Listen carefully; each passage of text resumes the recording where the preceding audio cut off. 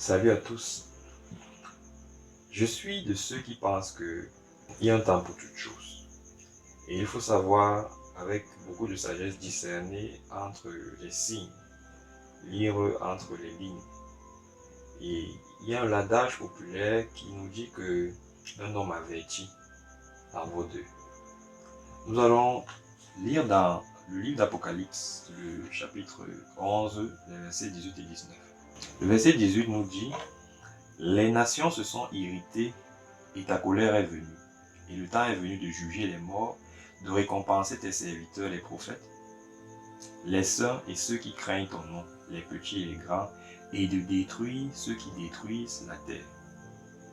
Bon, ici nous pouvons tirer déjà quelques notions. La première ici, c'est que Dieu fait clairement le distinguo entre ceux qui l'honorent véritablement et ceux qui ne l'honorent pas du tout. Aujourd'hui, c'est un peu confus. On ne sait plus si effectivement être avec Christ, ça compte réellement. Si oui, ça compte aux yeux de qui? Vous voyez un peu. Aujourd'hui, on a l'impression que la prospérité se trouve plus dans le côté de l'ennemi que dans le côté de Christ.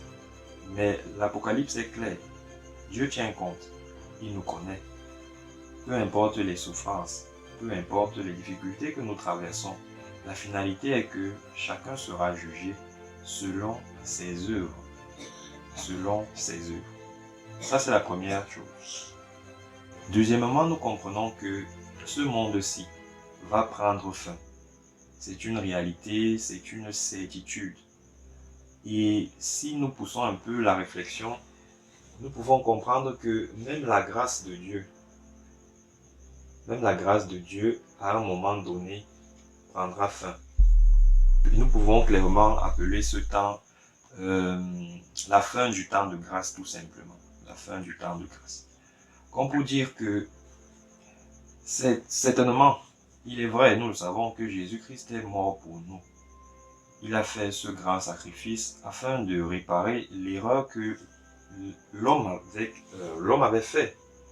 Quand je parle de l'homme, je parle d'Adam et Ève, je parle de nous-mêmes chaque jour. Parce que nous péchons, nous mentons, nous faisons tout ce qui est contraire à la volonté de Dieu. Mais le plan initial de Dieu pour notre vie ne change pas parce que Dieu veut nous sauver. Et il a fait le premier pas. Il a même fait un second pas. Vous voyez un peu. Donc il a mis sur notre voie, en fait, il a balisé le chemin, il a tout nettoyé, il a tout arrangé. Et il a facilité les choses de telle sorte que nous les humains aujourd'hui, nous avons la possibilité de rentrer dans le plan initial de Christ qui est de savoir l'immortalité, qui est de savoir vivre l'éternité en présence de Dieu, en sortant de la souffrance, en mettant de côté, en abandonnant définitivement, je veux dire, la mort et ses corollaires, tout ce que nous connaissons là, comme difficulté, ainsi de suite. Vous voyez un peu. Mais, tout dépend de nous. Et nous serons jugés en fonction de nos actions, parce que nos actions décrivent effectivement les choix que nous faisons. Donc on peut dire, je ne peux pas choisir Jésus un jour. Mais choisir Jésus, c'est le choisir chaque jour, par les actions que je mets. Si je fais quelque chose de bien aujourd'hui, ou bien si j'honore Dieu aujourd'hui, alors, effectivement, j'ai choisi Jésus aujourd'hui. Demain est un nouveau jour, ainsi de suite, ainsi de suite. C'est une marche qui prendra fin uniquement lorsque je mourrai. Le verset 19 nous dit, Apocalypse chapitre 11 toujours, « Et le temple de Dieu dans le ciel fut ouvert, et l'arche de son alliance apparut dans son temple. Il y eut des éclairs, des voix, des tonnerres, un tremblement de terre et une forte grêle. » Ici, ce verset 19 nous situe sur la position de Christ. Vous voyez un peu. La fin du temps de grâce, ce sera quand? Ce sera lorsque Christ sortira du temple. Nous savons qu'au ciel, il y a un temple, il y a un tabernacle. Où est-ce que Christ, en ce moment, est en train d'intercéder? Pour nous, les pécheurs. Pour nous qui n'avons pas la force de nous délivrer du péché, mais qui avons la volonté. C'est pour nous donc que Jésus est en train de supplier son Père. C'est pour nous que Jésus prie chaque jour pour que nous ayons la force la volonté et la grâce nécessaires de changer. Et parce qu'il le fait, aujourd'hui nous pouvons témoigner, puisque notre caractère change. Donc, nous passons d'un point A à un point B, c'est comme ça que nous grandissons et nous croissons. Ce n'est pas par notre propre force. Nous avons la volonté, mais la force nous vient d'en haut, grâce au ministère de Christ pour nous, et c'est ce qu'il fait. Mais tout cela prendra fin lorsque Christ sortira du temple. Et lorsqu'il sortira du temple, ce sera également la fin du temps de grâce. Comme pour dire que personne ne pourra plus se repentir à ce moment-là. La Bible ne dit pas exactement quand est-ce que ce moment viendra. Si ce sera maintenant, ou après, ou dans 2 ans, ou dans 3 ans. Parce que nul ne sait ni l'heure, ni le jour, ni le moment. Donc autant mieux être prêt. Ça peut être aujourd'hui, ça peut être demain, ça peut être après-demain. Et même si Christ ne revient pas de notre vivant, nous pouvons mourir. La mort peut survenir et nous prendre à tout jamais. Et si nous n'avions pas encore fait notre choix, alors nous serons d'office condamnés.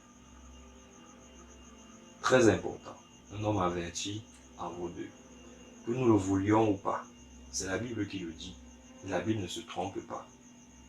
La Bible a prédit ce qui arrivera. Et certainement ça arrivera. Pourquoi? Parce que dans le passé, nous voyons que tout ce qui a été dit s'est accompli. Donc nous pouvons croire, nous pouvons accorder du crédit à la Bible en nous disant que si effectivement, si tout ce qui s'est dit s'est accompli, alors forcément, les quelque chose ou bien les quelques prophéties qui restent et qui ne se sont pas encore accomplies, certainement s'accompliront. Que Dieu nous aide à prendre conscience que ce monde-ci prendra fin. Mais si ton souhait n'est pas de prendre fin avec ce monde-ci, alors renoue avec Dieu en faisant le choix chaque jour par les actions que nous menons. Parce que nous serons jugés, nous rendrons compte. Et s'il faut encore ajouter un petit quelque chose à ce que nous avons dit, le verset 19 mentionne quelque chose de très important. Et le temple de Dieu dans le ciel fut ouvert, et l'arche de son alliance apparut dans son temple. Pourquoi? Pourquoi l'arche de l'alliance? À l'intérieur de l'arche de l'alliance se trouvent les 10 commandements. Les 10 commandements, nous serons jugés par les 10 commandements, les tables de la loi. Si aujourd'hui nous piétinons ne serait-ce qu'une seule loi, elle nous rattrapera. C'est incontournable parce que le royaume de Dieu est fondé sur sa parole. Sur sa parole. Et ces lois-là, contenues dans l'arche de l'alliance, seront présentes à chaque humain. Et si nous n'avons pas Christ pour intercéder pour nous, alors ces plaques-là nous condamneront. Ces lois-là nous condamneront. Parce qu'il n'y a que Christ qui a le pouvoir de nous accorder sa justice. Il n'y a que Christ qui a le pouvoir de nous rendre blancs. C'est pourquoi nous croyons en lui. Parce que nous savons que maintenant il est notre avocat. Et du moment que nous l'avons choisi, même si nous mourrons, il reste et demeure notre avocat auprès du Père. Par contre, nous serons toujours blancs. Quoique nos efforts sont des efforts approximatifs. Mais par contre, pour ceux qui n'ont pas fait le choix, ce jour-là, Jésus sera pour vous non un avocat, mais un juge qui vous présentera ses lois et vous n'aurez aucune justice, aucun moyen, aucune fortune, aucun argent, aucune raison et vous serez coupable. Et la Bible dit, car le salaire du péché, c'est la mort. Que Dieu nous aide, car un homme averti en vaut 2.